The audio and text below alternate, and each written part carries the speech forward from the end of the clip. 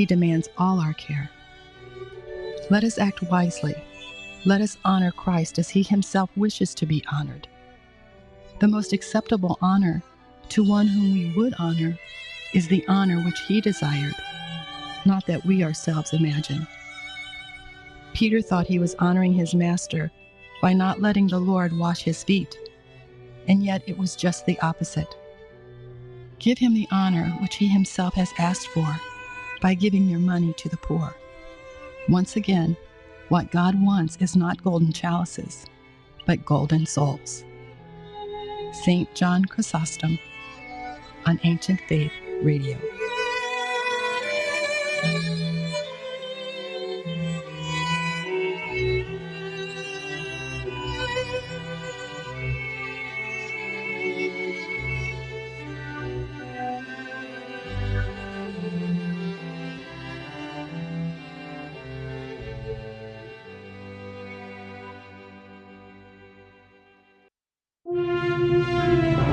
The Ancient Faith for the Modern World.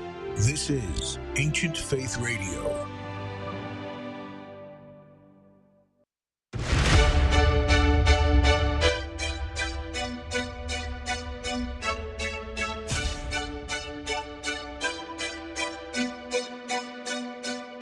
Welcome to Live with the Lows with your hosts, Father Nicholas and Dr. Roxanne Lowe, where we will connect our Orthodox faith to day-to-day living and relationships to our family, our work, and our view of ourselves. Father Nicholas is the priest at St. John the Divine Greek Orthodox Church in Jacksonville, and Dr. Roxanne is a licensed clinical psychologist who uses her extensive training in private practice. Questions are welcome by calling 855-237-2346. That's 855-237-2346. Here now is Father Nicholas and Dr. Roxanne. Well, good evening, everyone, and welcome to Live with the Lows. My name is Father Nicholas Lowe, and I'm the parish priest of St. John the Divine Greek Orthodox Church right here in Jacksonville, Florida. In fact, this is a ministry of our church, and we're so excited that you're joining us. I'm joined by my lovely wife and co-host, Dr. Roxanne Lowe, who's a clinical psychologist. And we're so excited that you're joining us on this February 1st, and a blessed month to you and to your family. If this is your first time tuning into Live with the Lows, let me just tell you a little bit about our show. Our premise behind our show is to merge faith and psychology to really give you some practical steps that you can live by in your walk of faith. And every Tuesday at 8 p.m. Eastern Time, we're here on Ancient Faith Radio to do just that. So if you find this show beneficial, do us a favor, share it with your friends and your family. You know, before we dive into tonight's really important topic and so crucial, especially in these days and times, we do want to encourage you to stay connected to us by joining all of our social media pages. Friends, we're on Facebook, Twitter, Instagram, and YouTube, and we've made this very easy for you, all under the headings of The Lows. And that last name is spelled L-O-U-H-S. It's The Lows. In fact, all of our sermons and just different ways that an inspirational message you can all find there. And if you're wanting to actually receive our daily inspirational messages that we started about a year ago, I think, Roxanne, right? Yeah, just about a year ago. We are so excited that we just do this just because we feel like God has placed this on our heart to just give as much encouragement and inspiration as we are able to. And so every day we send a little word of encouragement. If you want to subscribe to this, or if you know someone that may want to do this, you can simply go to our website at thelows.com and simply click on subscribe. And let me tell you, there's no strings attached. You're not going to get a bunch of emails. You're simply just going to get one email every day, as long as you want this, that's simply just filled with a word of encouragement. And so please, if that's something that's encouraging to you as you're hearing my voice, go during our show and just simply go to thelows.com and click on that subscribe button and put in your email address. And every day you'll receive a message from us. We also want to remind you all that we do have our book, Renewing You, a Priest, a Psychologist, and a Plan, which was published right here at Ancient Faith. It's available not only in hardcover, but it's also available through the Audible version. You can find it audibly, in which Roxanne and I both record our voices. We wanted to have this book to be in our voices, and you can hear and share it so that we can be able to share with you all our story. You can find it at audible.com. You can also find the book itself on Ancient Faith at store.ancientfaith.com. And we're so excited that we're actually, I think, in our second printing of this book. So excited about that. And all the proceeds from this book are going to outreach ministries, both inside and outside the walls of our church here in Jacksonville, Florida. So before we begin tonight's show, friends, we would love for you to join the conversation. You can call in at 1-855-237-2346. That's 1-855-237-2346. You can also email us a question at ask@ancientfaith.com. That's ask@ancientfaith.com. So tonight we want to talk to you about understanding our clergy couples, what they're going through. You know, friends, we are living in a world where every one of us are under a great deal of pressure. Study after study shows that we're working more, getting less sleep, taking less time off. We're seeing statistics after statistics, from overall stress to struggles in marriages at all-time highs. We see stress on our marriages and in the work environment at all-time highs. People are feeling overworked, stressed because of the pandemic, concerned about where we are as a nation and the division that we're seeing. And for many people, we can just feel overwhelmed. But can I share with you a truth? It's no different for clergy and their families. They too are going through challenges and struggles. Let me share with you just some statistics that might be eye-opening for many of you. In 2013, the Schaeffer Institute came out with a study that found that 1,700 pastors or priests are leaving the ministry, now listen to this, friends, every month, citing depression, burnout, or simply being overworked as the primary reasons. The study continues that, according to the study, 90% of pastors and priests report working 55 to 70 hours a week, and 50% of those feel unable to actually meet the demands of the job. Most recently, a Barna Group survey found that 38% of pastors and priests are seriously considering, listen to this, leaving the ministry, and up from 29% in January. These are startling statistics, my friends. They too are experiencing stress in their families, unrealistic expectations that are oftentimes placed on them. Many of them and their families can feel lonely, and unfortunately, many of them are struggling in silence. It's difficult sometimes for them to even ask for help because it's seen as a sign of weakness. On a personal note, Roxanne and I have a great deal of clergy and their spouses who have asked us to do a show on this topic. And for this reason, we wanted to honor their request and to dedicate a show to the clergy and their families so that all of us can truly understand what's going on behind the closed doors of priests and their spouses. Here to speak to us tonight is a very dear friend of us and of our church, Presbytera Carrie Pappas. And let me tell you about how extraordinary she is. Presbytera Carrie is a licensed marriage and family therapist, and she serves as the coordinator for clergy and seminarian couple care for the Center for Family Care for the Greek Orthodox Archdiocese of America. She is on the front line of the needs that are going on within the Greek Orthodox Church. She's a graduate of Gettysburg College, Holy Cross Greek Orthodox School of Theology, where she also earned her master, and then a second master's from Adler Graduate School. She's married to an amazing priest named Father Harry Pappas for over 40 years, and they've served in parishes from New Haven, Connecticut to Nashville, Tennessee to Minneapolis, Minnesota, and now in Stamford, Connecticut for the last 13 years. Presbytera Carrie, it's such an honor to have you here with us on Live with the Lows. Welcome to the show. Thank you. It's really good to be here. Thanks for the invitation. Absolutely. So let's get right to it, Presbytera Carrie. I think so much of what we, as clergy and obviously our spouses, I think sometimes people kind of create this narrative in their mind about what it is to be, what life is like as a priest and as a presbytera. But, kind of tell us, what do you think are some of the differences between a clergy couple that are similar as well as different from other couples in a church? Okay. Well, I'm going to start with something from my childhood here.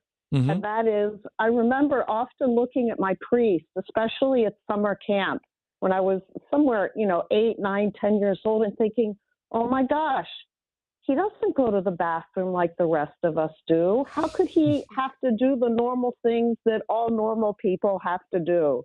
Right. So I think that's a really good opening to how, first of all, we are the same as all other couples in our churches. Mm-hmm. We've got the same daily blessings, challenges, and struggles that everybody else has. The joys and the challenges and the ups and the downs in our marriages, the challenges and the joys of parenting for those mm-hmm. of us who have been blessed with children, For those of us who desire children and do not have that blessing, we have that challenge, and we have clergy couples who are part of that population. We have all the disagreements and differences with our spouse that everybody else has. We're trying to make good decisions for our families, just like everybody else. We have issues with extended families. Some of us have addictions, alcohol, work, food, shopping. We have mental and emotional difficulties. Some of us struggle with depression and anxiety. And recent studies are now showing, as Father Nick mentioned, there's a high incidence of symptoms of depression amongst clergy and clergy wives. We have physical illnesses, sometimes chronic illnesses we need to live with. We have sensitivities. Some of us are more thick-skinned, some of us are more thin-skinned, and that how we are in that way really does impact sometimes how we respond to some of the challenges of parish life. We have different ways of communicating, navigating conflict. We have financial challenges, and we have the challenge of attending to self and relational care and all of the logistics of daily life. So in most ways, we're just like everybody else. However, some of the differences, we are the most visible members of our parish family, whether we like that or not. That is the reality we live with. The priest is the most visible man, husband, and father in the parish family. The priest's wife, the most visible woman, wife, and mother in the family. And our children are the most visible children in the family. And sometimes we feel like we're living under a microscope and our lives are being scrutinized. I wish that we were in a more perfect world where we would not be as visible and even sometimes set up on a pedestal as sometimes we are. But this is the reality. What a beautiful, what a beautiful introduction into how similar clergy families are to the rest of the world and to the rest of the population, literally dealing with all the same struggles that everyday people have. And as a child looking up and seeing, oh, he must not even use the bathroom like other people. Here he is doing not only that, but everything else that you see in your own home. Yeah. Yep. And So, no, go ahead, Father Nick. I was going to go on with a few more of the differences. Do you want to say something? Oh, no, I'd love to hear. I think it's so helpful for us to hear that. Please go ahead. Okay. But we navigate all of these joys, blessings, sorrows, and difficulty in the context of ministry and in the unique place we hold in the parish family, where we are one family among the families of the parish family, but we're unique in that our husband and our father serves as the leader in exactly the same place where our family worships and finds its primary place of fellowship and community. So there's an intermingling of our family and the parish family that is different from any other family in the parish. Our husbands never leave their work behind, and they don't leave their families behind. But it's just it's in psychological terms, it's somewhat of an enmeshment, and there's not a clear boundary between the clergy family and what I like to call the parish family. And a lot of this comes from the work of what I just communicated. Comes from the work of actually a Jewish rabbi, Edwin Friedman, who wrote a book called Generation to Generation, where he describes the clergy family in the context of family systems theory and the unique place that the clergy family has in the worshiping community. And I think also due to our husband or our father's vocation as priest or pastor, it can be difficult for the clergy family to distinguish our personal life from the life of the parish family. Right. And like I said, they're very intertwined in a way that no other family in the parish.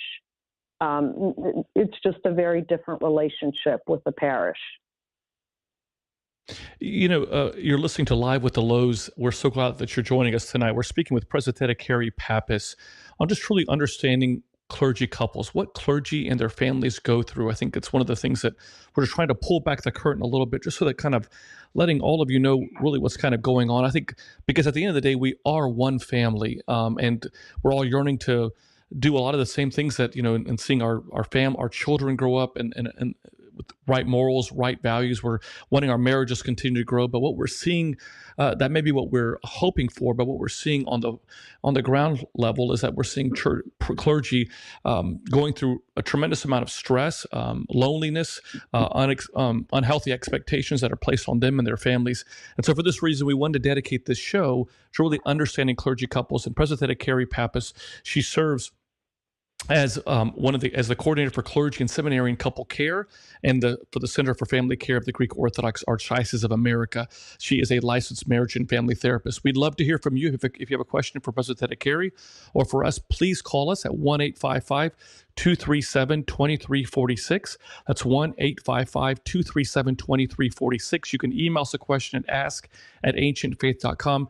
That's ask@ancientfaith.com. And I do want to give this kind of just a little qualifier or a little caveat, is that if you are calling in and would just like to be just totally anonymous in your call, but definitely want to call in, please know that we will respect that anonymity. So just please, if you do call in, our producer will take the call, and you can totally be anonymous if you'd like. President Carrie, I just want to kind of build on what you were sharing. I think for our listeners this evening, if there was, in your experience, being really on the front line of seeing what so many clergy within the Orthodox Church are going through in their families, if we were to kind of have a triangle, like almost like this visual of a triangle, at the very top would be one of the biggest struggles that you're hearing them go through. What would be at the very top of that point, of that triangle, that seems to cascade to everything else in their life? I would think loneliness and isolation. And that seems to be what the studies across the board are showing. Yeah, I think that's so. We're, like you said at the beginning of the show, a lot of us are suffering in isolation. And sometimes we fear reaching out.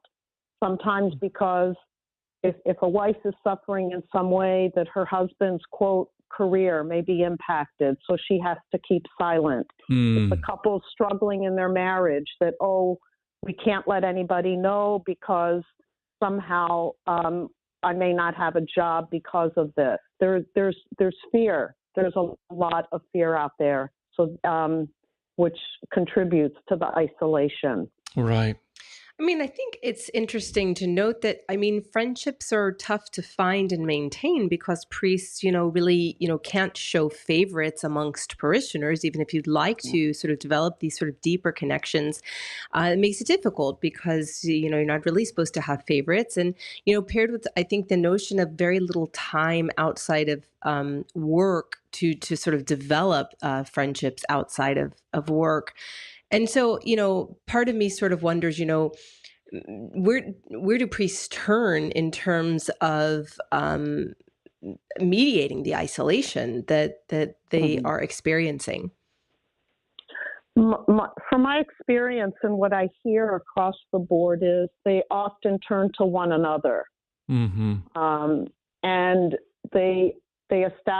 some of them establish very close friendships at seminary. Now that we have a larger married student population up there, these relationships are established as couples, and then they're maintained. And I hear of a couple on the East Coast and a couple on the West Coast, and they find a way to vacation together.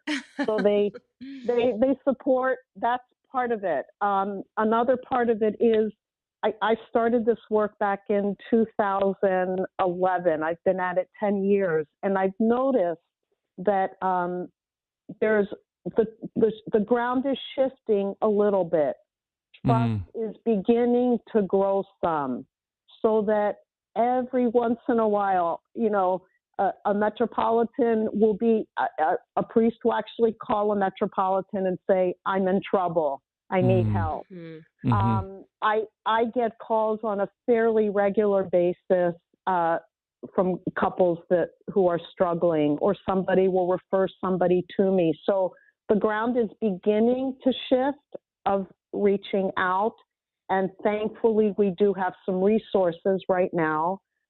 We have some therapists who do specialize in working with clergy couples.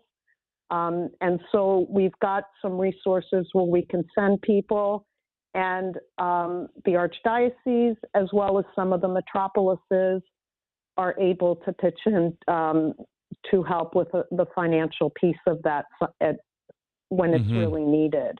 So ground shifting, but it's shifting really, really slowly. What are some of the common blessings and challenges that clergy couples are encountering? What are you seeing? When I actually asked this to a group of clergy wives, and overwhelmingly, I sort of put several responses into a group. The gift and privilege of serving Christ in his church, and to walk beside and with the faithful through the joys and sorrows of life, and to be able to be present with people in their highest and their lowest moments of life. You know, Father Nick, I don't know if you've ever gone from a funeral in the morning to a wedding in the afternoon. Yes. You're weeping and mourning with people in the morning, and then in the afternoon you are rejoicing and celebrating with them. That is one of the greatest blessings that I hear over and over again. Another does have to do with the relationships we established and how we learn from them and grow from them. Sometimes they're difficult relationships that are born out of conflict and struggle, and other times they are from those few relationships and friendships that some of us really have the blessing and the opportunity to build in the parish, though that's very, very difficult because there's some very clear boundaries that we have to maintain. But I know there are clergy families that come from the one end, you're friendly to everybody, but you're not friends with anyone. Right. And then there are other clergy families for whom they have dear friendships in the parish, and they create family everywhere they go, because one of the other isolating factors for many of us is that we live far from any of our families. Right. There's some who are blessed to live close to family, but those are definitely in the minority. So we have to create family. Otherwise, we're going to live in this painful isolation, which some of us choose to do.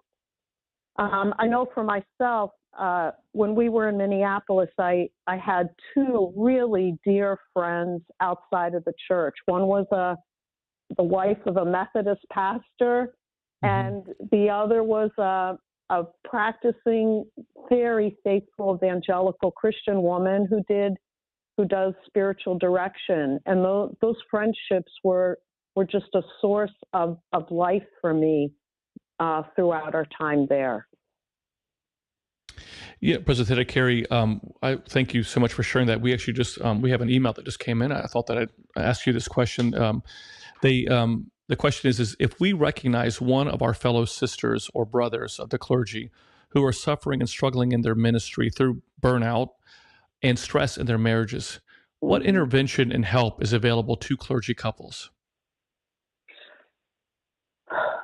Well, there's, Father Nick, I'm sure you and Dr. Roxanne, you're familiar with the Pastoral Institute in Augusta, Georgia. That is the primary place where I refer people who are in real distress, particularly with burnout and very distressed marriages. It's a 5-day residential program, and each person gets one-on-one therapy each day, and then they get couples therapy also. So it's a combination of both. It's very intensive. And then following up after that with a local therapist. And then there are some supports that are beginning to be built in. I know out in the San Francisco metropolis, there's a family wellness program. In your metropolis, there's a family wellness program. I know in San Francisco, there's a very clear clergy wellness program, and they're key people that are, that are support to clergy that are going through difficulties. And I think you all have something set up too in your metropolis, or not? Yeah, I'm not familiar with what the metropolis has with regards to clergy wellness. Obviously, we have a brotherhood that through our different retreats in which we allow opportunities for that to take place and that kind of connectivity to take place.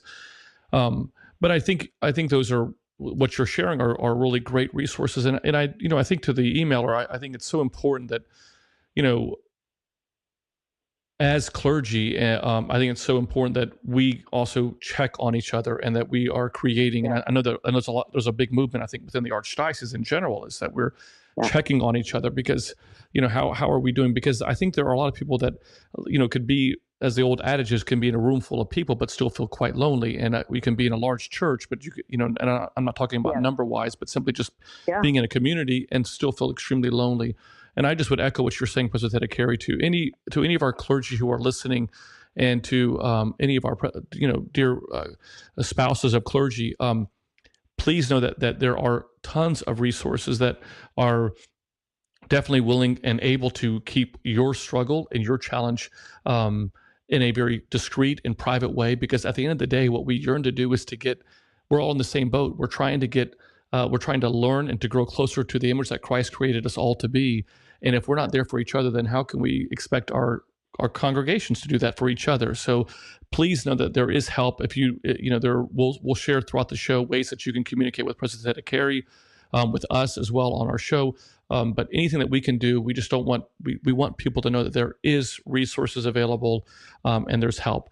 And again, to the emailer, thanks so much. And if you're just listening to the show and you want to call in and talk and speak with President Carey, please feel free to do so. You could do it anonymously, even or share with us your name, but you can call in right now at 1-855-237-2346. That's 1-855-237-2346. You can also email us a question, ask@ancientfaith.com.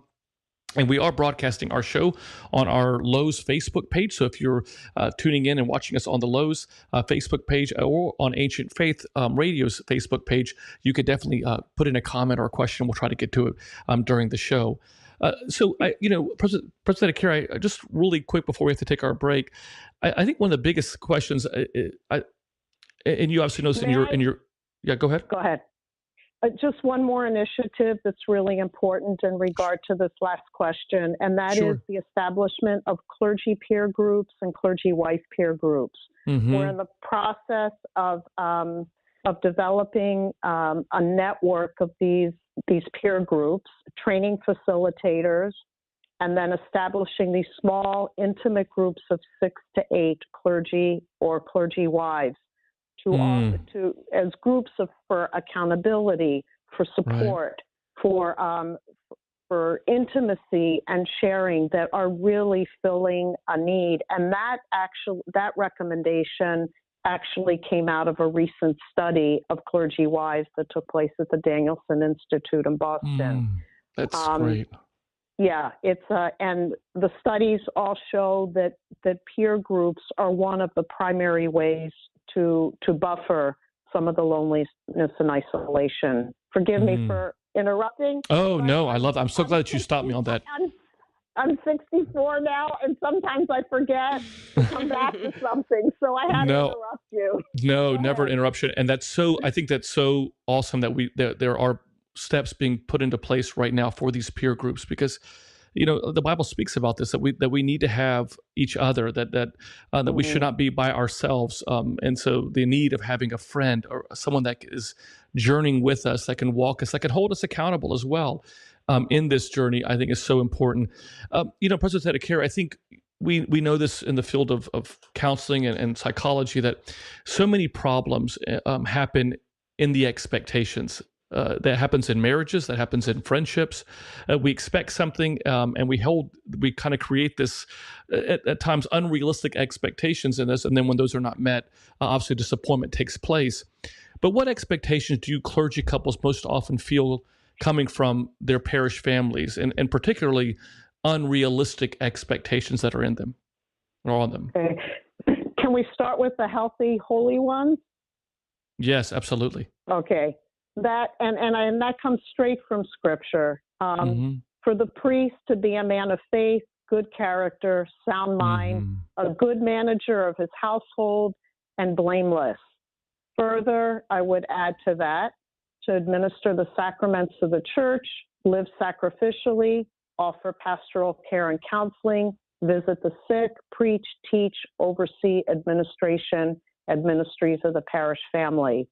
And I would say for the wife, the most holy and sacred and appropriate expectations of her are to be a loving, faithful, and supportive member of the parish family, beginning with loving and supporting and holding her husband accountable.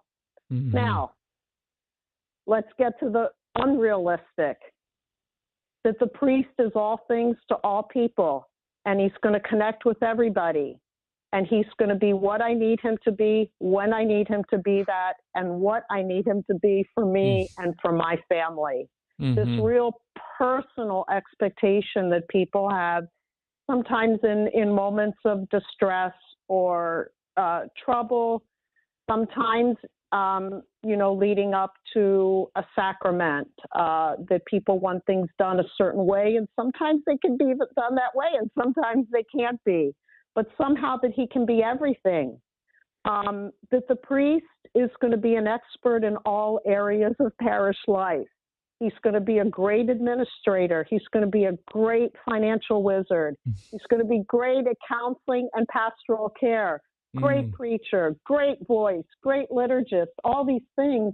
And none of our priests are good at everything. And I think one of the huge expectations right now, and I'm very grateful that many of our parishes now have either younger priests who are good with the youth, or pastoral assistants. But, a 70-year-old priest is not going to be as likely to connect with the youth. And somehow, with so much focus on youth now, we expect that all of our clergy are great with our teenagers. And that's just not reality.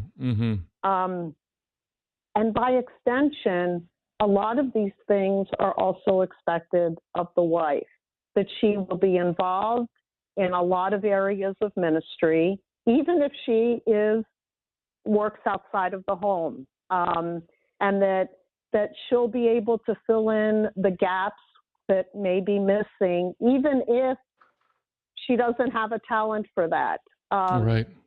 But somehow she's going to figure it out and do that.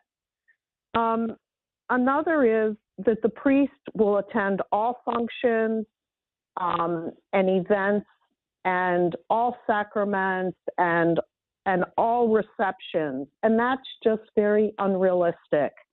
And that the priest is always available, even if it's not an emergency.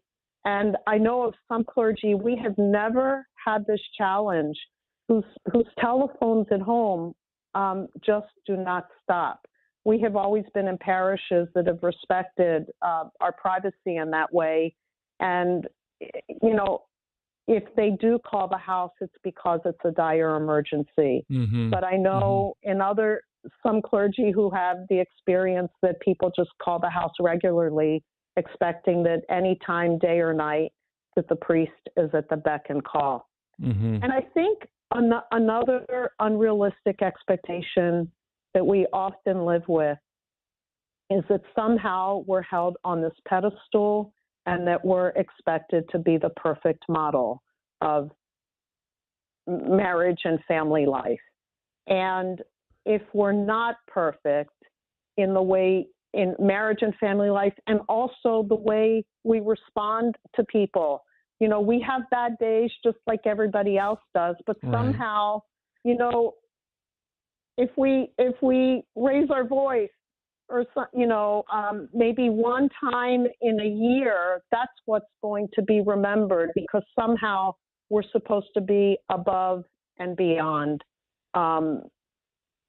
normality and be somewhat superhuman. And I think that we sometimes put those things on ourselves because we have internal expectations. Some clergy wives see their place as a role in the parish. Others don't. And then when we see ourselves having a particular role, we have expectations that come with that. And my real hope is that we move away from expectations and toward mutual love for one another.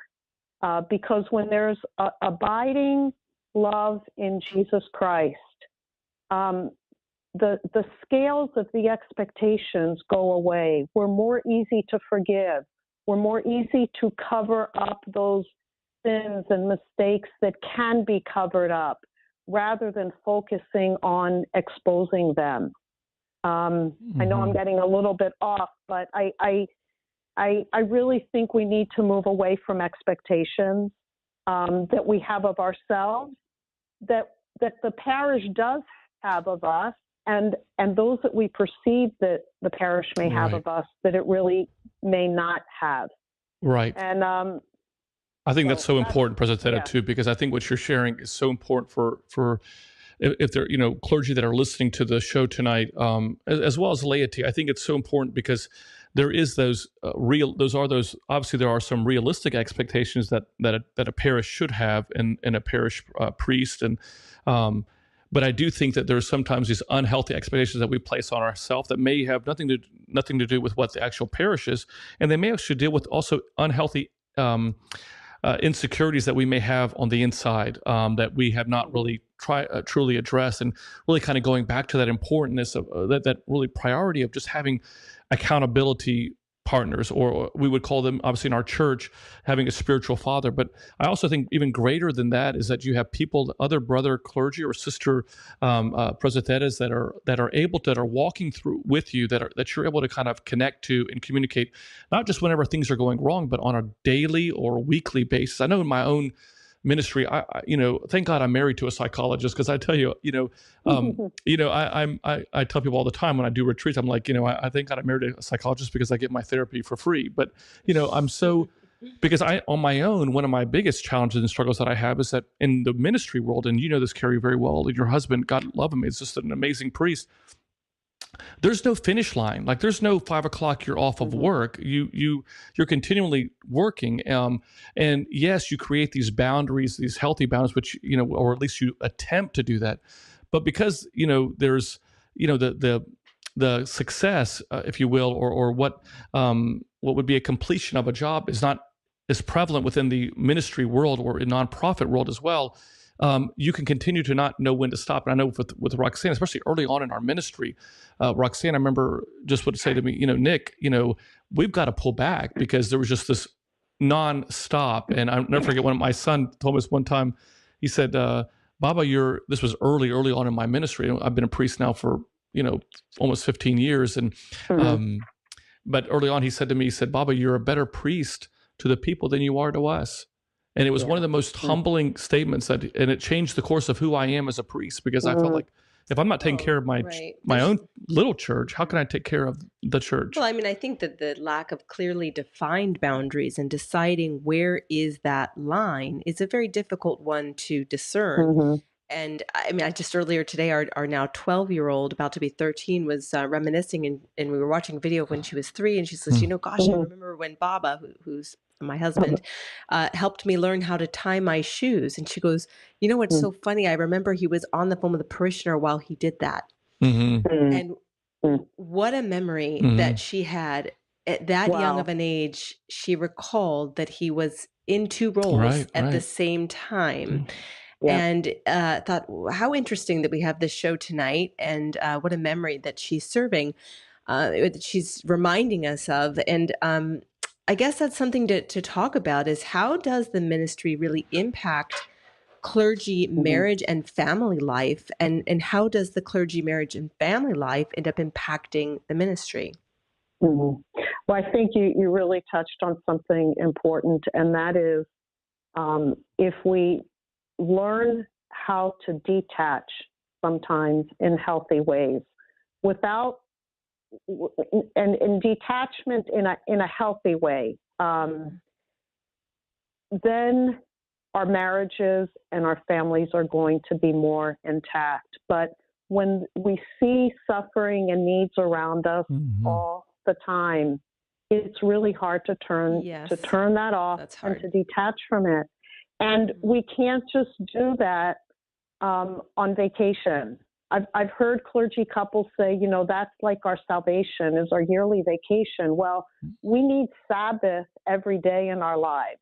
We need to detach from everything in order to be filled, to be in a better place to give than when we're called to love and to sacrifice ourselves. But I think we can run on an empty tank very easily. And that's not what God wants of us. We pray to the Holy Spirit, who is present in all places and fills all things. Sometimes I teasingly will remind clergy and clergy wives, that's the work of the Holy Spirit. That is not the work of the priest and his wife sometimes too. But we need to let God be God, and we need to be his servants. And part of being faithful servants is detaching and finding Sabbath, so that our hearts and our minds and our emotions, so that we are in a healthy, full place in order to give from fullness. And when we don't do that, and so if we are in a healthy place in our own personal life in Christ, and we are relationally in a healthy place in our marriage, then that health and wholeness then flows into ministry. But if we're not, then there is no way that we are doing ministry in a way that is pleasing to God and that is healthy and whole. And I like to quote Father Vasilios Sermos, who's a priest in Greece and also a psychiatrist, who has done some work with clergy couples. And he says that the clergy couple is the touchstone of the quality of our pastoral care. He gave an address to the clergy at their national retreat back in 2006 or 2007, and it was all about the psychodynamics of the clergy family. And I think that this is a landmark quotation. Yeah, it's very wise, very wise. Yes, yeah. Because also the research, it clearly shows that the well-being of the priest is dependent on his life in Christ, the health and well-being of his marriage, and I got to look at my notes to find the third. Sorry. No, it's okay. His life, his sense of financial stability, because many of our clergy couples are suffering financially also. And if we have to be dealing with that on a daily basis, it makes it very difficult. I think it's so wise what you're sharing, Carrie, because I think, what we're hoping to do in this show is not only to provide, really an opportunity for those listening to the show, laity specifically in churches, to kind of just get a little window to kind of pull back the curtain about what's going on behind the closed doors of clergy and their families, but also to remind our clergy that they're not alone and that there's opportunities for them to, to get some help, to get some guidance, just to also get permission, if you will, that it's okay to take that, and not only just okay, but that we are encouraging you to take care of yourself in that very first church. I know in my own personal life, I gave a retreat to clergy up in, I think it was recently at the clergy lady a couple of years ago.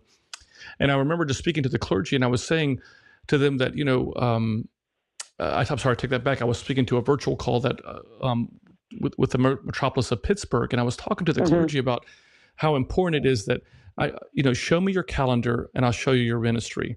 If your calendar is so filled with ministry after ministry after ministry, then naturally you're going to burn out. And I said, you have to, there has to be a Sabbath. And I think you said it beautifully earlier, Carrie, President Carrie, is that the time of a Sabbath every single day. In my ministry at the church, 2 to 4, my staff knows. There's actually a big old piece of paper on my door. It says from 2 to 4, I'm in study and prayer. And that's every day. And on Fridays, I try to take the day off, obviously, if things are going on, if there's a major crisis that's taking place. But it's just time for me to just not only, when I say take a break, it's a Sabbath of reconnecting to Christ. Because when you're continually feeding everyone, the question is who's feeding you? And if it's not Christ, something else will. And that's so just letting our clergy know that there's opportunities for you, that we encourage you to find that Sabbath, to find that space, but also if you're going through a difficult time, you're not alone. We're speaking with Presbyterian Carrie Pappas, who's the coordinator for the clergy and seminarian couple care at the Center for Family Care for the Greek Orthodox Archdiocese of America. She's on the front line, as we mentioned at the very top of the show, about what our clergy couples and their families are going through. So if you'd like to talk to Presbyterian Carrie, please call us at 1-855-237-2346. That's 1-855-237-2346. We also invite you to email us a question at ask@ancientfaith.com. That's ask@ancientfaith.com.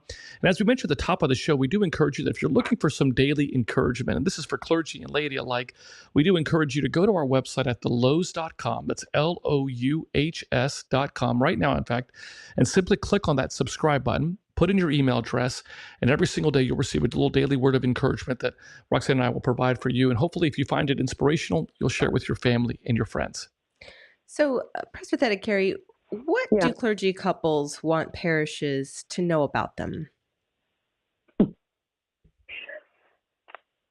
I think, first and foremost, that we love Christ and we love you, but our love is flawed, and we can't be everything you might always want and need for us to be for you. We're human. We are human just like you are. And that we are in this walk and this journey toward Christ and growing in Him together. We're walking beside one another together in this. I think that's the most important thing that I would love for all of our parishioners to know. We get discouraged sometimes, particularly when our efforts to draw the faithful closer to Christ and His church are met with resistance, and maybe even worse is indifference, because there's a lot of indifference in our churches. When there's resistance, there's some passion, and sometimes there's more of an open door. But when there's indifference, it's very, very discouraging. We sometimes struggle with sharing our husband and our father with you, especially those times when perhaps he's taken away from an important family event, or a first recital or something like that because of some kind of an emergency. We need and want you to love us as we seek to love you. We're not always at the top of our game. We've got good days and bad days. We'd like for our parishioners to encourage us when they see that we're not taking care of ourselves. Father, did you take your day off this week? Not, were you in the office from 9 to 5 like you're supposed to be? But to encourage us to take care of us. I remember seeing a statistic amongst Orthodox clergy of percentage of how many take a day off each week, and it was less than half. That is unacceptable. God rested after creation. Who are we to think that we cannot rest?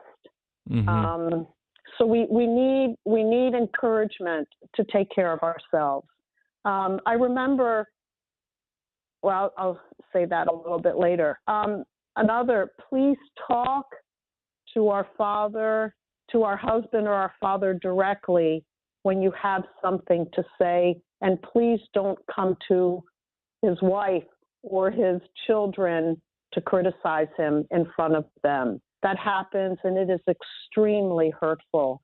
I remember about a year ago, there was a woman in our parish that I was in her company and a few other women, and I thought I was saying something very positive about her, but she was very offended by what I said. She called me the next day with a very quiet and gentle voice and said, you know, what you said yesterday was really hurtful. We had a chance to talk it through. I asked for her forgiveness for my insensitivity, and it was a beautiful thing. She could have gone and told people behind my back about that, like, Presbitera did this, and she really hurt my feelings. Right, but right. And it's the same. My husband has said so many times, I wish people would simply come to me if they have a gripe. And so we need for you to speak directly with us if we have offended you in any way. I think another thing is, please forgive us for our sins and the ways in which our actions may disappoint you. And again, let us know. Right, right. Another thing, understand that it's okay if we don't agree about everything, but please respect the leadership and authority of the priest. Accept that sometimes we have to say no. And we, as clergy and clergy wives, need to learn how to do that. And sometimes we need parishioners to say to us, you know what? Say no to that. You don't need to be there. You don't need to do that. And accept our children for who they are, and don't hold them to a higher standard than the rest of the children in the parish. Those are some things I've heard a lot of over the years that especially clergy wives wish parishes knew and understood more about them. Yeah, I do think that it's interesting how I believe masks are protective and common in regular society. You know, transparency is hard, vulnerability is hard. And I think all of that is intensified, maybe magnified, you know, for, you know, the priest and the priest family. But even in normal life, it's hard to admit when there is true problems. You know, how many priests have walked in the door to serve liturgy and they've gotten into a fight that morning with their spouse, or their child has, you know, gone off the deep end the night before, and they have to walk in and, you know, put a smile on their face, remember and their sermon, and give a sermon and inspire everyone. And then you go, who's feeding me in the midst of a moment I'm having to feed others, and I'm in the midst of struggle. So I think that, I guess, you know, as I listen to all of this, I mean, this is sort of the place I end up is transparency and vulnerability are just so hard, you know, even for the average person. How many people, like parishioners, walk into church and they're smiling at coffee hour, but have gotten in a fight with their spouse on the way to church. And I don't know if it's pride or, you know, the temptation to sort of present well, manage impressions, but there's this, you know, if everybody could kind of draw back that, you know, curtain and let everyone in to minister to each other's hearts, you know, how much easier, you know, and more supportive life would be. I think too, Roxanne, I mean, you know, as we've been talking, I think that, you know, as President Carey mentioned it really earlier in the show, is knowing that the church is a hospital for the clergy as well. I mean, they need a place that they, you know, that they can. And I think when you're looking at that through the lens of looking at how St. Basil calls it the hospital, that it also it allows us to kind of do what you were sharing, or at least open our eyes to what you were sharing, President Carey, about, you know, what not only the expectations that are placed on them, but also to better understand what clergy are going through. Because I think sometimes, you know, I'm very, very blessed. I'm serving the parish that I grew up in, and so they've known me, you know, my entire life. But, you know, I hear from brother priests, and people sometimes will call me and say, Father Nick, just can you give me some guidance on this issue? But, you know, a lot of times what I hear people saying is that whenever they speak to me, you know, the people, they think that I'm the only person that they're speaking with. In other words, that them coming to me, that all I have time for, or that all I'm about is about them. And, they don't realize that I've had about 20 other conversations throughout the day and what I'm kind of going through. And it just becomes all about them. And I think sometimes we as a church, and I think through the great work that you guys are doing, as well as through forums like our show, need to really kind of just remind people that, we are human. At the end of the day, we may be leading the boat, we may be steering the ship, but at the same time, we make mistakes. We are fallen. We sometimes have bad days. We sometimes don't make the right decisions. But at the end of the day, if we all know that we're all part of this hospital, all yearning to get better, including the priest and his wife, we're all part of the hospital. And having that expectation of that brokenness that every one of us are at, I think that's so important. It really kind of leads me to our final question, President Carey, and that is, I think it's so helpful for our audience to hear about the Center for Family Care and the work that you and your team are doing. So maybe you can, in the last few moments of our show, share with us what you guys are doing, and how and how our communities can learn more about it. Okay. Well, we are a bare bones staff, and we all work remotely. Our director is Father Alex Gusetis. He is the only full-time employee of the center. The rest of us are all part-time. And we have a media specialist who does all of our graphics and all of our postings and those things. And then Presbitera Melanie Di Stefano and I do some of the ministry development along with Father Alex. And Presbitera Melanie came on about a year and a half ago, and she has developed an entire ministry for families with special needs called Fully Human. And it has just taken off. The response has been incredible, because there's finally something in the church that is addressing the needs of so many of our people. So she does webinars, some short writings, inspiration, interviews with families with lots of different kinds of special needs. Some of these we have a weekly podcast on ancient faith called Family Matters that covers a wide range of things regarding marriage, family, special needs, younger couples, lots of different things, mostly in the form of interviews. We want the goal of our department is to nurture, support, and offer resources to build the body of Christ in the context of the marriage and family.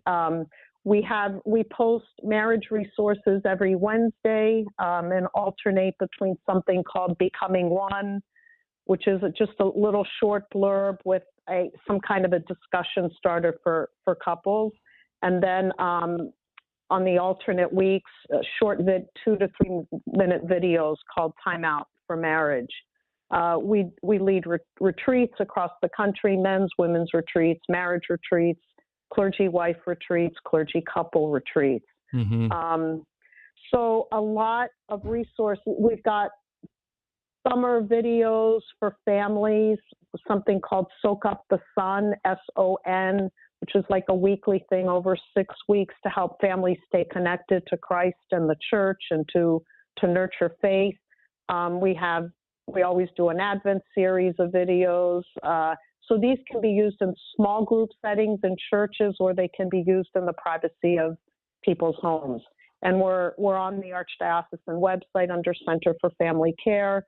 We're also on Instagram and Facebook. So there are a lot of different ministries going on, and then the work that I do primarily with clergy couples and meeting with seminarian couples, seminarian wives, trying to do some marriage enrichment work with them. But that has really come to almost a halt in the last couple years because of COVID, but we're just getting that off the ground again. So these are the archdiocesan dollars at work in ministry, and there are a lot of resources: articles, webinars, interviews, podcasts, just about on any topic regarding marriage and family life. Can you share once again, though, President Carey, where, what's the Instagram profile where they would find that? Would it be under the Center of Family Care? I don't know the Instagram profile because I'm not okay. on it. And darn it, today I actually meant to ask that question to somebody because I thought you might ask it and I forgot. No problem. Our Facebook page is Center for Family, GOA Center for Family Care. Right, and you're also on the Greek Orthodox Archdiocese website under Center for Family Care, Center for Family Care, Marriage and Family. Yeah, there are different ways of getting into it. So, well, thank you, President Carey. Thank you so much for joining us tonight on Live with the Lows, and for all the work that you are doing and your team. I'm so happy to know that you guys are there helping to support our clergy. And again, you can find out more about the Center for Family Care by going to the Greek Orthodox Archdiocese website and looking under Marriage and Family. We also ask that you, President, to give our love to Father Harry and to your entire family. Thank you. Thank you. It was really good to be with you, and thank you for the work that you're doing and all of these different, very important areas of ministry and life challenges and struggles that you are bringing to the surface so that people can Thank you so much. Thank you. And grow. And thanks also to Matushka. Thanks also to Matushka Trudy for producing tonight's show and all the great people at Ancient Faith. And thanks to all of you for joining us tonight. And if you've enjoyed this show, we encourage you to share with your family and friends, and to join our social media platforms, all under the headings of The Lows. As we mentioned earlier, you can receive our daily inspirational messages by going to our website at thelows.com, clicking on subscribe. Next week, friends, we're speaking with Phoebe Mikhail. She's the author of a brand new, amazing book called Putting Joy into Practice. I love that. I think that's so important, that the differences between joy and happiness. So definitely you don't want to miss it. Next Tuesday, 8 p.m. Eastern Time, right here on Ancient Faith Radio. Again, we as we share with you every single Tuesday, God bless you all and stay strong in your walk of faith. Father Nick and Dr. Roxanne are the authors of the book Renewing You, a priest, a psychologist, and a plan, which can be purchased at store.ancientfaith.com. Their daily inspirational messages can be found at thelows.com/subscribe. Be sure also to search for The Lows on Facebook, Twitter, Instagram, and YouTube. Live with the Lows is a listener-supported presentation of Ancient Faith Radio.